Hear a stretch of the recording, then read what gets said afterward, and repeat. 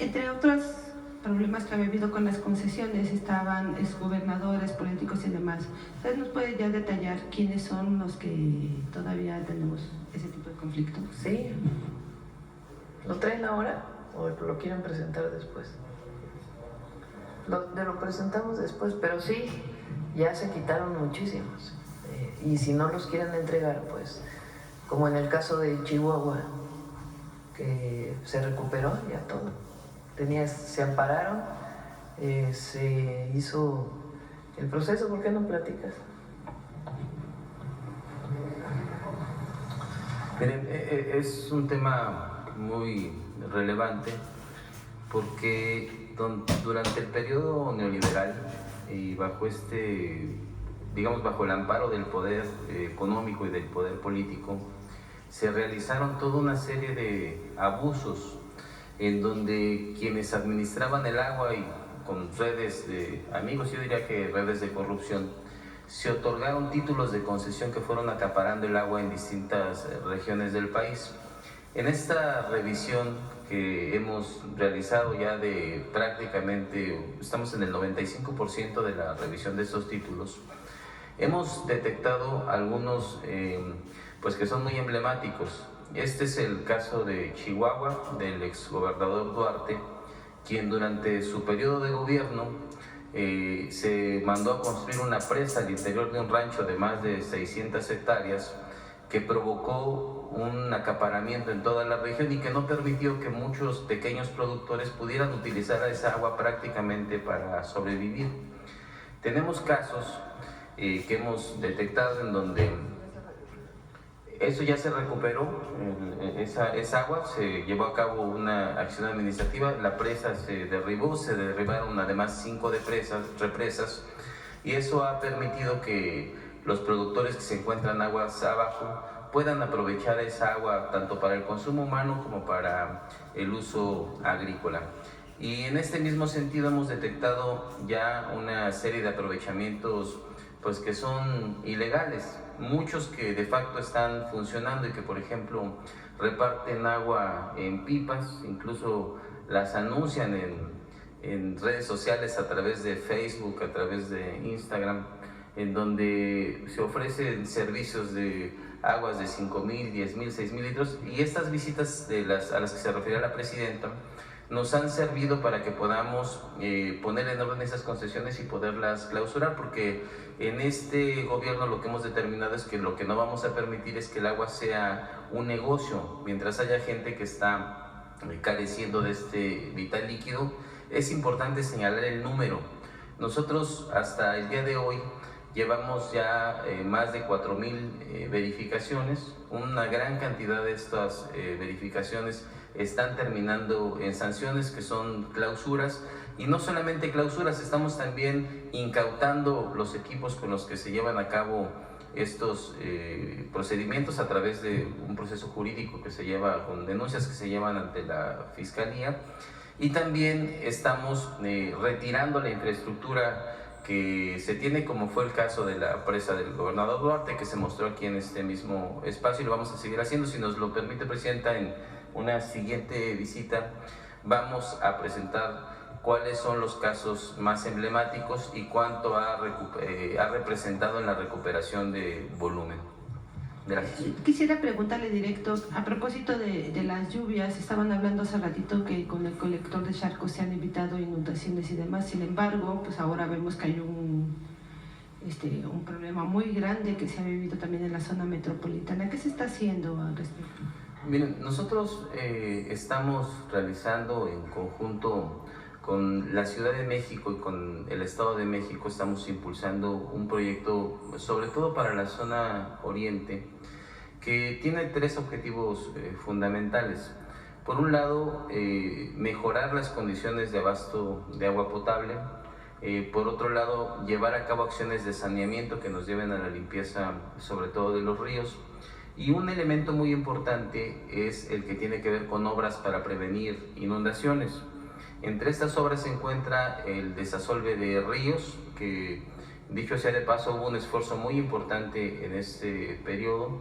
Se desalojaron ríos como el de la Compañía, el Dren de Xochiaca, la Presa de los Cuartos, que habían sido espacios que históricamente habían generado problemas para la población. Quizás el más emblemático es el colector de Chalco, que se realizó en un tiempo récord de 4 meses. Estamos hablando de una obra en donde se intervinieron 2 kilómetros de longitud, en donde tenemos una intervención que representó la colocación de más de 7.500 toneladas de tubos, con un gran esfuerzo por indicaciones de la presidenta, y que nos ha ayudado para que no se vuelvan a presentar inundaciones en esta época que fue muy golpeada el año pasado y en algunas otras regiones del país. Y además tenemos un protocolo que se trabaja con el Estado de México, con la Ciudad de México y con el Estado de Hidalgo, en donde actuamos de manera conjunta en términos de información y también en la operación del drenaje profundo de la ciudad,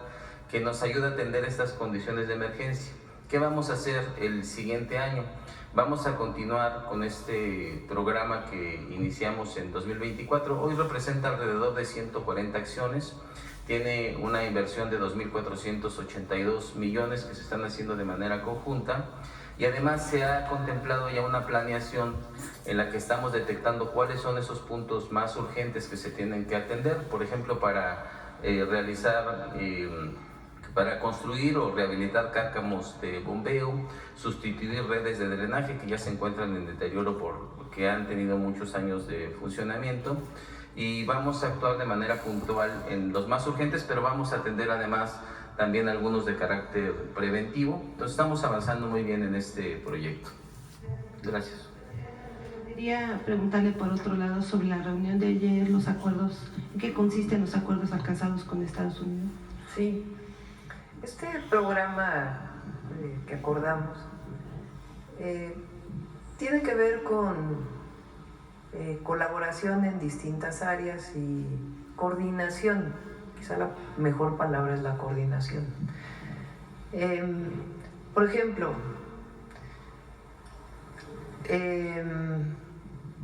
algún objetivo generador de violencia, una persona vinculada con algún grupo delictivo que genera violencia. Estados Unidos puede tener información de lavado de dinero vinculado con esta persona o este grupo delictivo. Nos van a mandar la información para que nosotros podamos actuar. También puede ser al revés, que nosotros tengamos información de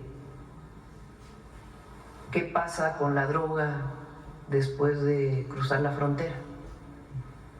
Esa información pues se le da a Estados Unidos para que ellos puedan actuar en su territorio.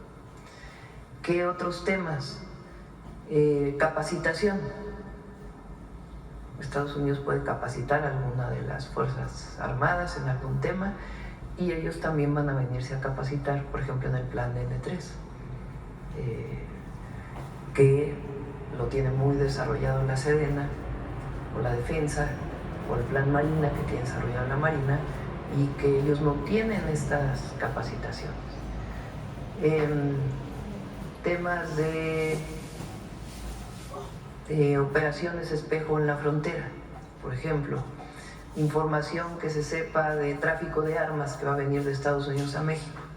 Ellos tienen información, no pudieron detenerlo, nos dan la información para que haya la operación en el instante, en tiempo real.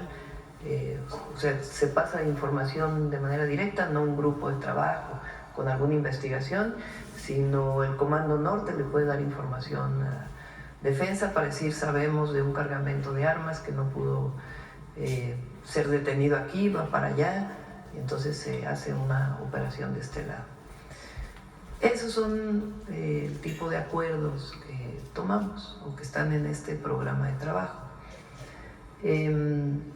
Hay temas, por ejemplo, de la campaña contra el fentanilo, que también viene en el acuerdo relacionado con el programa. Y hay 4 principios sobre los cuales se basa el programa, que fueron los que ayer presentamos en el comunicado. No sé si tienes el comunicado conjunto, que para nosotros era muy importante. por todas estas declaraciones que se llegaron a hacer de algunas personas vinculadas o no con el gobierno de Estados Unidos, de que era necesaria una intervención de fuerzas de Estados Unidos en nuestro país. Entonces, quedó muy claro en el programa que dice: los gobiernos de México y Estados Unidos reafirman su cooperación en materia de seguridad, la cual se basa en los principios de reciprocidad, es decir, que es de un lado y del otro. Respeto a la soberanía e integridad territorial. Para nosotros pues es fundamental que quedara claro. Responsabilidad compartida y diferenciada. Quiere decir que nosotros tenemos una parte de responsabilidad, pero ellos también, para poder atender la inseguridad, el tráfico de droga, el tráfico de armas. Eso es muy importante. Responsabilidad compartida y diferenciada. Así como la confianza mutua. Hay que tener confianza. Ellos tienen que tener confianza en que nosotros estamos actuando en nuestro territorio y nosotros confianza de que ellos actúan en su territorio. Fue una reunión muy cordial. Hablamos de cómo se ha reducido el fenómeno migratorio. Explicamos que en los años anteriores creció mucho el fenómeno migratorio de personas de otros países, porque la cantidad de mexicanos que migran a Estados Unidos ha disminuido muchísimo, desde el gobierno del presidente López Obrador. Pero se incrementó el tránsito por nuestro país y eso se fue disminuyendo, y después, cuando entra el presidente Trump, disminuye aún más por una decisión que ellos toman de quitar el asilo a través de esta aplicación que se llamaba CBP-1. Entonces se hizo una presentación de ese tema, les presentamos también pues los avances que hay en seguridad, la estrategia que seguimos, y ellos también a su vez pues presentaron algunos temas. Entonces fue una reunión cordial y creo que pues el resultado es bueno para el país. El secretario de Estado específicamente le pidió a usted que pudiera haber más agentes estadounidenses en territorio para el combate al narco. No fue tema. Ellos saben que nosotros tenemos un protocolo para aprobar agentes de las distintas agencias de nuestro país. Tenemos una constitución que habla de ello y la Ley Nacional de Seguridad. Entonces no fue tema en la plática. La capacitación para el caso de los mexicanos, ¿en qué rubros va a ser, presidente? Pues en temas que ha habido históricamente. Se pueden ir las Fuerzas Armadas a capacitarse en algunos temas de Estados Unidos y ellos pueden venir aquí a capacitarse. Es parte, digamos, de la cooperación y colaboración de ambas Fuerzas Armadas. Combate a drogas y no lo sé. Sí, pues capacitaciones relacionadas con uso de equipamiento, en fin. Ahora quisiera preguntarle, ¿México seguirá entregando objetivos prioritarios del crimen organizado a Estados Unidos y de alguna manera establecieron, pues finalmente ellos fincan unas responsabilidades, deciden, realizan una serie de... Entonces quisiera saber cómo le van a hacer para que, por ejemplo, en México también se puedan cumplir con las condenas o con los cargos que también se les imputen a capo. La decisión sobre enviar a una persona a Estados Unidos, sea por la Ley Nacional de Seguridad o por extradición, es una decisión soberana. Por supuesto que esa solicitud de los Estados Unidos, de una u otra persona, pero la decisión se toma aquí en función de los beneficios para la seguridad y la paz en nuestro país. Y es parte de la colaboración, pero la decisión se toma en el Consejo Nacional de Seguridad a partir pues, de un análisis de riesgo que se hace para nuestro país. Y hay otros casos en donde hay ya una orden de extradición que no tiene un amparo y que se ejecuta de inmediato. Y le planteó usted a Marco Rubio que le entreguen la información sobre lo de mayo. Sí, hablamos de ese tema, de por qué lo planteó el secretario de Seguridad, por qué había aumentado la inseguridad en Sinaloa en particular, por qué aumentaron los delitos. Escuchó, ya no se comentó sobre el tema, pero sí escuchó sobre el tema. También hablamos de algunos objetivos que nosotros queremos que se extraditen de allá para acá, que ya en todo caso pues lo puede informar después el Gabinete de Seguridad. Y eso es lo que hablamos cuando se dice reciprocidad. Nosotros nos interesa casos muy relevantes para México, en donde se pide deportación o extradición, igual que ellos para allá. Y le planteó que Estados Unidos le entregará la información sobre la captura del Mayo. No se llegó a ese tema con ese detalle, pero sí se planteó el tema. Y tengo otra pregunta. Como parte del programa de cooperación de seguridad fronteriza México, ¿van a enviar más elementos? ¿Su gobierno va a enviar más elementos a la frontera? ¿Cómo va a ser No, se forma un grupo de trabajo. El programa lo que establece es un grupo de trabajo. ¿Quiénes son parte de ese grupo de trabajo? Pues los titulares de las dependencias. El secretario de Seguridad y Protección Ciudadana, el secretario de la Defensa, el secretario de Marina y la Secretaría de Relaciones Exteriores y la Fiscalía General de la República. Entonces, sus titulares o alguien que lo represente, pues se estarán reuniendo cada determinado tiempo para hacer una valoración de los objetivos que nos planteamos. Por ejemplo, disminución de fentanilo, del cruce de fentanilo de México a Estados Unidos. ¿Cómo se puede medir eso? Pues a través de las incautaciones de fentanilo que hace Estados Unidos en la frontera, en su frontera sur. Si hay menos incautaciones, pues quiere decir que aquí las estamos deteniendo para que no pasen para allá. Entonces, ese es un indicador. Entonces, ese grupo de trabajo va a evaluar, bueno, pues aumentó un poco. ¿En qué lugar aumentó? En este lugar, bueno, pues qué medidas tomamos para que disminuya. Al revés, tráfico de armas. ¿Qué información tenemos nosotros de las incautaciones de armamento? ¿Qué tiene que hacer Estados Unidos del otro lado para poder disminuir el paso de armas de Estados Unidos a México? Entonces ese grupo de trabajo va a estar evaluando cada determinado tiempo estos indicadores y tomar decisiones si se puede, cómo puede hacerse para disminuir aún más. ¿No se descarta o sí el envío de más elementos del ejército a la frontera? No está planteado, sino más bien a partir de la evaluación de los indicadores, qué otras acciones se tienen que tomar. Si por ejemplo se encuentra que el tráfico de fentanilo se está incautando más en cierta frontera en alguno de los estados, porque la delincuencia encontró que por ahí puede haber una ruta, pues entonces se fortalece la vigilancia de un lado y del otro de la frontera. Sobre el tema, perdón, la extensión, Presidenta, ¿cómo van a resolver las barreras comerciales y no comerciales bilaterales para promover la prosperidad de ambas naciones? ¿Qué acordamos? Está trabajando Marcelo Ebrard, el secretario de Economía. Ellos nos plantearon, incluso lo publicó el presidente Trump en la última llamada, ellos tienen una serie de planteamientos, ya lo habíamos platicado aquí, donde dicen que hay problemas relacionados, porque no es necesariamente violaciones al tratado, sino barreras, así les llaman, al tratado comercial y a lo que está escrito en el TEMEC. Tienen alrededor de 50, y entonces ve una a una. Nosotros también pues hemos planteado otros temas, por ejemplo, el tema del jitomate.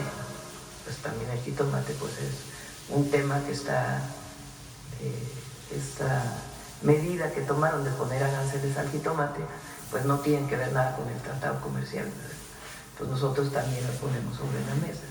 O el cierre de la frontera a la exportación de ganado, pues nosotros también lo ponemos sobre la mesa, porque nos interesa que lo más rápido posible se abra la frontera. Y ellos tienen estas barreras que han planteado, algunas que nosotros consideramos que que no son barreras y se les dan los argumentos, y otras donde podemos ver si se puede llegar a algún acuerdo. Entonces se ve punto por punto. Esa es una mesa alterna de trabajo que coordina el secretario Ebrard. Por mi parte nada más. Hoy reciben los de Ayotzinapa. Hoy recibimos a los padres de Ayotzinapa a la 1 de la tarde. ¿Nos podría adelantar algo sobre los reunión? Como lo he comentado en otras ocasiones, el nuevo fiscal para el caso Ayotzinapa, en colaboración también en lo que se puede con la Secretaría de Seguridad y Protección Ciudadana, se está realizando investigaciones de análisis que desde nuestra perspectiva y desde la propia perspectiva del fiscal no se habían realizado a profundidad durante todos estos años, como por ejemplo el análisis de las llamadas telefónicas durante esos días o posteriores. Entonces se está haciendo un trabajo pues, científico relacionado con eso. Los madres y padres están enterados y ahora se les van a dar algunos avances de esas investigaciones, pues que tienen que tener también su secrecía, no se puede dar toda la información, pues porque precisamente se está en el proceso de investigación. Pero están dando nuevos elementos que en su momento pues no se habían considerado. Entonces eso es lo que tocamos en las reuniones, además de otras peticiones que ellos han estado haciendo y que se les informa de los avances. Sobre el tema, a ver aquí el compañero. Buenos días, Presidenta. Arturo Arellano, de Canal 11. Presidenta, el secretario de Estados Unidos, Marco Rubio, reconoció ayer la responsabilidad de su país en el trasiego de armas. ¿Qué opinión le merece esto? Pues muy bueno, ¿no? No sé si haya alguien más así que públicamente, además estando en México, lo haya reconocido, de la importancia, y lo planteó en la reunión, de la importancia que tiene que ellos hagan lo que tengan que hacer para que disminuya el tráfico de armas de Estados Unidos a México. Entonces es muy importante. En otro tema, Presidenta, saber si le han dado un reporte sobre los daños causados por el huracán Lorena en Baja California Sur y Sonora. Sí, está Laura. No tenemos hasta ahorita ningún reporte de daños graves, pero estamos ahí muy pendientes de la situación, y a ver si Laura tiene algún informe en particular ya ahorita en la mañana. Presidenta, en otro tema, ¿cómo va la entrega de las tarjetas Finavien con los paisanos en Estados Unidos? ¿Tendrá algún reporte si ya dieron más tarjetas? Sí, prácticamente se duplicaron y ya habían crecido. Invitar a los paisanos y paisanas a que entren al sitio de Finavien para poder sacar su tarjeta y poder hacer transferencias electrónicas que evitan que tengan que pagar el 1% de impuestos de manera legal, porque recuerden que las transferencias electrónicas no pagan y las que pagan son en efectivo. Entonces, invitarlos a que accedan a su tarjeta Finavien. ¿Se sigue manteniendo Finavien en los primeros lugares? Sí, el lunes ya que nos lo presente Iván Escalante. Presidenta, mis compañeros de Canal 11 visitaron los campos de cultivo de chocolate del bienestar en Tabasco. Las y los productores dicen que la estrategia les ha ayudado a comercializar el cacao a precio justo. Aparte de esta estrategia, ¿qué otros mecanismos se podrían establecer para combatir el intermediarismo que ellos llaman coyotaje? Pues hay que ampliar el programa, sobre todo en Tabasco, en particular el cacao de Tabasco, que ahí en la zona donde se está trabajando, pues es el mejor cacao del mundo, la verdad. Entonces, como digo, es un proceso muy bonito, de mucha beneficio social, ambiental y de comercio justo. Entonces ahora hay un número de productores de cacao que están en el programa, ellos lo procesan, ellos lo secan y lo venden ya seco el grano de cacao, y ya se procesa y parte de las ganancias pues se les regresan en este precio justo. Entonces María Luisa está trabajando para ampliar el programa en los productores de esta zona. Eso además, el que se pague bien, pues obliga a otros que compran el cacao a venderlo también, a comprarlo, perdón, a mejor precio, porque la gente pues ya no quiere abaratar su producto. Y el del café que se presentó ayer, pues también particularmente para la montaña Guerrero ha sido muy importante. Presidenta, regresando